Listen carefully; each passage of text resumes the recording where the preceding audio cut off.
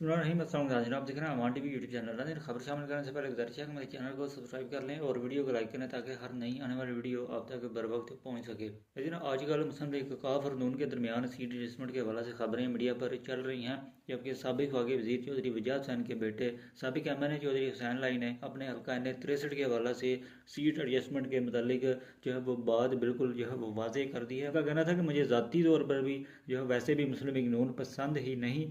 Media से मज़ीद गुफ्तगू करते हुए उन्होंने कहा कि इलेक्शन पूरी क़ुव्वत के साथ लड़ेंगे और गुजरात की शान बढ़ाएंगे। जब उनसे PTI में वापसी से मुतालिक सवाल किया गया तो चौधरी हुसैन लाई ने कहा कि हम अपनी ज़ाती शनाख्त के साथ ही इलेक्शन लड़ेंगे। ये नाज़रीन हल्का N63 में जो है वो सीट एडजस्टमेंट के हवाले से उन्होंने अपना मौक़िफ़ दे दिया है।